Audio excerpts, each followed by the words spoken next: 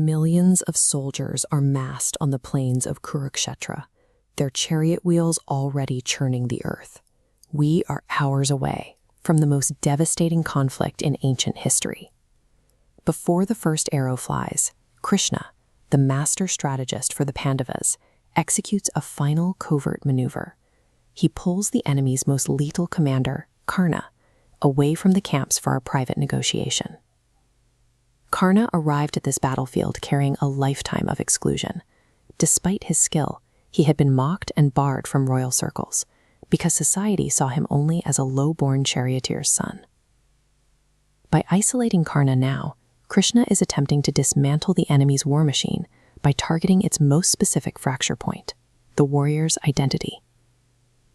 Krishna reveals a truth that rewrites the map of the war. Karna is not a charioteer's son, but Queen Kunti's biological firstborn, the rightful eldest Pandava. As the diagram shifts, the Pandavas' survival becomes a promise of service. Karna is positioned at the absolute summit, where the brothers he swore to kill must serve him. Karna listens to this offer, acknowledges it is the truth, and immediately turns it down. This creates a massive internal paradox. After spending decades starving for royal legitimacy, Karna rejects the crown the moment it is guaranteed. Internally, Karna is weighing two names.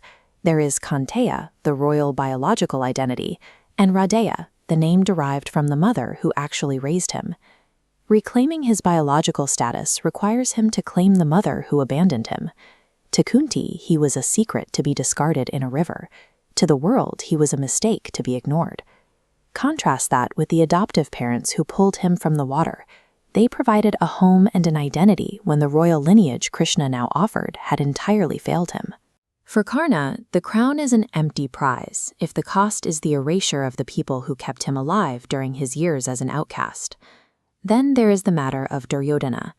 While the rest of the world sees a villain, Karna sees the only man who stood by him. When Karna was being publicly shamed for his low birth at a royal tournament, it was Duryodhana who stepped forward to give him a kingdom and a title, forcing society to treat him as an equal. Karna is not blind to the stakes.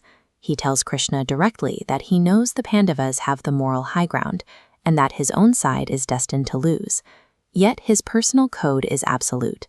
To abandon his only friend during a losing war, just to join the winning side, would be a betrayal of the dignity Duryodhana once gave him. His refusal is a conscious choice to prioritize a personal debt of gratitude over his own survival. As the meeting ends, Karna offers one final concession. He promises Krishna that Kunti will still have 5 sons when the war is over. This is a zero-sum game.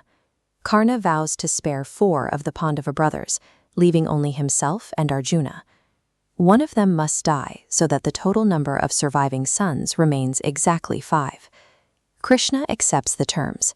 He acknowledges Karna's character, but confirms that by choosing the side of unrighteousness, Karna has also chosen his own death. The two men part as enemies who deeply respect one another, each heading toward a conflict that they both know will be fatal for Karna. Karna's decision suggests that a person's true identity is defined by their lived choices and loyalties, rather than the bloodline they were born into. This dialogue also highlights a difficult boundary. While gratitude is a virtue, in Karna's case, it becomes a weight that binds him to a cause he knows is wrong.